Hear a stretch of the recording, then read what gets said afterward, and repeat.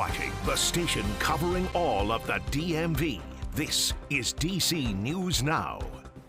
Thanks for joining us on DC News Now. I'm Randy Bass. We will get to your top stories in just a minute, but first we want to check of your forecast with meteorologist Jackie Layer. Jackie, hey there. Yeah, hey there, Randy. Out there for the day today is going to be a hot and humid one with more clouds and then that threat for some showers, maybe a few rumbles of thunder as well. But that rain could be heavy at times thanks to some of that tropical moisture from the remnants of Chantal, and also because of how humid it is out there. A lot of moisture is in the air. So we do have a flood watch until 6 p.m. for the easternmost parts of our area, including Anne Arundel County, Calvert County, as well as St. Mary's County. So heads up in some of those areas. We could be dealing with some instances of flash flooding. Let's take a look at Futurecast at noon. Some showers and rumbles of thunder around. Those continue to lift their way off towards the north and east. Could see that spot shower or storm chance closer towards, say, 6 p.m. and then eventually that slides out. Should be mainly dry later on this evening, just in time for the Beyonce concert that kicks off at 7 p.m. at Northwest Stadium. Farther off towards our north and west, though, a chance for some showers and storms back out towards the mountains region. More rain and storm chances, though, on the way tomorrow afternoon. More details on that coming up. Jackie, thank you. We keep our eye on Texas today as the death toll rises from those devastating floods. Officials say at least 82 people are confirmed dead. 10 children remain missing. It all comes amid a desperate search and rescue operation, including for several missing young campers. Kelly Wiley from our sister station reports after hundreds of people were saved. As search and rescue crews continue their desperate search along the Guadalupe River for missing campers, some families are grieving. The heroic efforts of people that worked in those camps, directors of the camps, people who owned the camps, who not just risked their lives, gave their lives to try to go save the lives of those kids. The family of Mystic camper Lila Bonner confirming that she did not survive the floods that inundated the camp, saying they are praying endlessly for others to be spared from this tragic loss. Our hope and prayer is that there are still people alive that are out there, and we are still actively searching for them, and we will continue. And listen, that will turn into recovery at some point. According to the camp's website, Mystic has operated in the Hill Country for nearly 100 years. The camp's owners, Dick and Tweety Eastland, were hosting roughly 750 children over this July 4th weekend. It's the most wonderful family, the most wonderful Christian loving camp in the world. And I hope my girls get to go back. Former camper and now grandparent to a Mystic camper, Peggy Newman, said her granddaughter was among those rescued from the devastating flood. They didn't really know how bad it was until the light, till the morning, and they could see. And then they looked out onto below them, which was the golf course, and it looked like an ocean. Nothing but water. Just absolutely devastating images there, and new reporting suggests critical roles at the National Weather Service in Texas may have been vacant at the time of the floods. The New York Times reports the local office there was without a warning coordination meteorologist. That's the person who would work with emergency managers to plan for floods and warn residents. The news spurs new questions on whether staff shortages made it harder to work with local leaders to respond to those floods. The National Weather Service told the Times they remain committed to their mission to serve the public. Meanwhile, the senior-most official in Kerr County, where many people died, reportedly said the county did not have a warning system because taxpayers don't want to pay for the expensive system. And here in the DMV, another violent weekend. At least half a dozen people were shot in D.C. One of the people killed, a 23-year-old woman. DC News Now's Dave LaValle is in Northeast with more on those investigations. 88 homicides have taken place around the district this year. One of the most recent ones happened on this stretch of T Street Northeast. It's definitely scary. Faye Etienne reacts to one of the district's latest homicides. This one hits close to home, since she lives right near where it happened. D.C. police say bullets claimed the life of 23-year-old Zari Williams of Northwest late Saturday night across from the McKinley Technology STEM campus. Williams died at the scene and is the third person killed by gun violence in the city over the holiday weekend. At the very least, I'm glad that it's not happening during the day where there are more people out, but I think it's unacceptable. Police said an adult man showed up at the hospital a short time later. He had been wounded in the same attack. His injuries, according to police, are believed to be non-life threatening. Will Robinson lives about a block away from the shootings. He makes me angry. I mean, there's kids around here, stuff like that. So, I try to be safe as possible. The homicide on T Street is not the only one overnight. Gunfire claimed the life of a man on M Street Southwest around 1:30 Sunday morning. Police have not released his identity. Investigators are looking for the gunman in both shootings. I know that something needs to be done. I'm not sure exactly what, but something.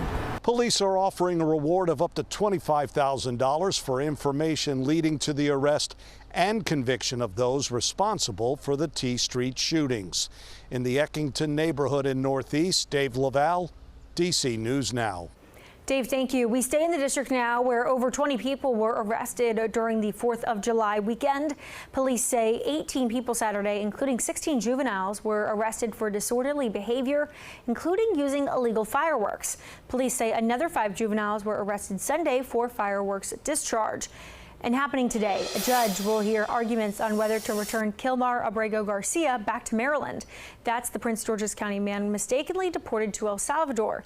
He's currently being held in Tennessee, where he faces federal human smuggling charges. Last week, a judge agreed to keep Garcia locked up over fears he might be deported. A rally in support of Garcia will happen outside the Greenbelt Courthouse at 10 a.m. The hearing begins at 11. And new this morning in Maryland, Montgomery County Police are investigating a deadly crash involving a pedestrian in Wheaton. This happened last night near the intersection of Veers Mill Road and Galt Avenue. Police say a car hit a woman there. She died at the scene. The driver of the car stayed at the scene. Police are now working to identify the woman. In Northern Virginia, a woman faces charges after allegedly driving while drunk and crashing her car with a young child inside. The Stafford County Sheriff's Office says 29-year-old Kayla Blackwell crashed on Warrenton Road last night just after 9. Inside the car, a 7-month-old child. Officials say Blackwell and the child were not buckled in at the time. Neither were seriously injured. Blackwell was charged with DUI, child neglect, and drinking while driving. And a 6-month-old boy was killed Sunday morning in Frederick County, Maryland, after an SUV crashed into a utility pole and a house there. Maryland State Police say the SUV crashed on Woodsboro Pike, north of Woodsboro, just before 11 a.m. They believe the driver was headed north and hit a telephone pole for an unknown reason and then hit a house. No one was inside the home at the time, but troopers say the 6-month-old boy was flown to Johns Hopkins Children's Center where he died. A 3-year-old boy and 26-year-old woman were sent to the hospital in an ambulance. The driver was reportedly not hurt. Investigators do not believe the driver was impaired. And turning now to the sports world, the Washington Nationals announcing they have moved on from general manager Mike Rizzo and manager Dave Martinez. Mike DiBartolo will take over as interim general manager. His first task will be the MLB draft, set to take place next week. Big deal. The Nats have the first overall pick this year. Rizzo has been with the Nationals organization since they became a major league franchise 20 years ago. And for almost 8 seasons, Martinez led the charge to the team's first championship win in 2019. Of course, though, Nats fans had plenty to say about it all. See this hat right here? What was that, 2019? That's too long ago. Yep, they got to go. They got to go. We want to win. We want to win. It's been a long time rebuilding, so, but yeah. But we hope the best. So, I mean, DC needs, well, we'll figure it out, right? Yeah. An interim manager is expected to be announced today. That is according to a statement released by the Nationals. Meanwhile, the Nationals took the L over the weekend. The Boston Red Sox swept the Nats in a 3-game series over the weekend. Yesterday's final score was 6-4. Check this out. In Maryland, a pool is reopening with a few fancy upgrades. Officials at the Rockville Swim and Fitness Center say there are now giant lily pads, a 26-foot slide, in-water basketball, and lap lanes. There's also a revamped filtration system there.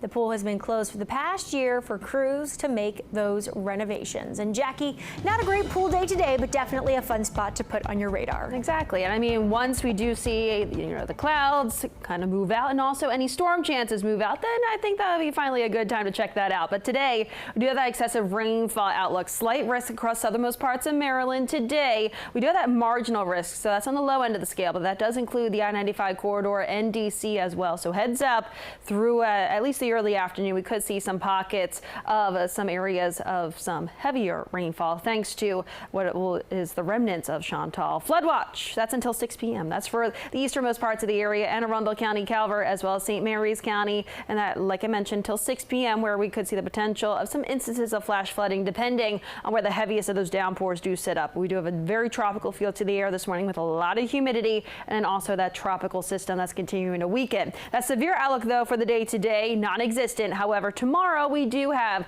that marginal risk across much of the area. So today, the rain and thunderstorm chances mainly for the eastern half of the area as this system will track its way just south of the region. So some of the outer fringes of some of those rain bands sliding their way through as that system does weaken. By 4 p.m., looking at some spot showers and storms back out towards the west. I would say by 7 p.m., which is also just in time for the Beyonce concert to kickstart at Northwest Stadium, we're tracking, we should be at least, dry conditions. It will still be humid, though, so heads up for later on this evening. By 8 p.m., it looks like a chance for a few showers and storms farther off towards our north and westernmost areas, talking over towards Hagerstown, back out towards the mountains region. And overnight tonight, we're looking at dry conditions, partly cloudy, cold front approaching from the north and west, stalls over our area. And with that boundary right over the region and with also that humidity still in place, showers and thunderstorms are expected to be a bit more widespread across our area for your Tuesday afternoon and evening. I would say the window of opportunity for these thunderstorms to really flourish is between 2 and 7 p.m. tomorrow evening. And they really do wind down closer towards, say, sunset, which is a little bit after 8:30 tomorrow evening. So that severe outlook, like I mentioned before, marginal for tomorrow. That's 1 out of 5 on that severe scale. So it's on the low end. So we could see the potential for some stronger thunderstorms tomorrow afternoon for some, with the main impact being some heavy downpours and gusty winds. Highs today topping out into those upper 80s along and east of the I-95 corridor. Low 90s back out towards the west, where we're mainly dry through much of the day today. Will be humid for the Beyonce concert later on this evening. Temperatures upper 80s at 7 p.m. towards the latter half of the evening, still holding those low 80s, so still very warm later on this evening. Here's the rest of that 7-day outlook. Some scattered afternoon storms tomorrow, likely going to be tracking that again as we look ahead towards your Wednesday. High temperatures varying to those upper 80s to low 90s today and tomorrow, middle 80s to round out the week.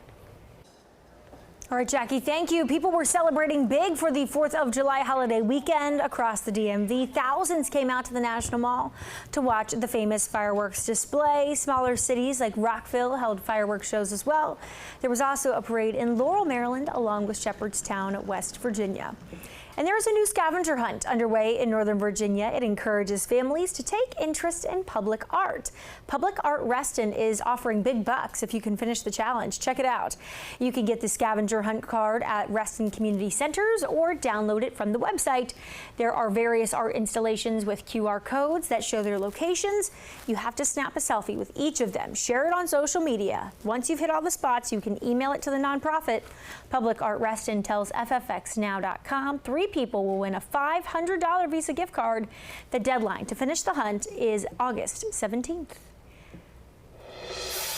And of course, Beyonce is in town for her Cowboy Carter tour. Her second and final concert at Northwest Stadium is getting underway in just a few hours tonight. Her first concert Friday night brought fans from across the region. Some of them waited in line for hours Friday morning to see Queen Bee up close on the floor section. One fan says it has been a dream to see the artist with the most Grammys in history. I mean, I've been a fan since I was 7 years old, and from being a fan, I've developed into a stan. I mean, there's nobody like her. Nobody like her. The concert, very exciting stuff there, gets underway today at 7 o'clock. And that's all the time we have for you this morning on DC News Now. Stick around for more news and weather coming up on DC News Now at noon.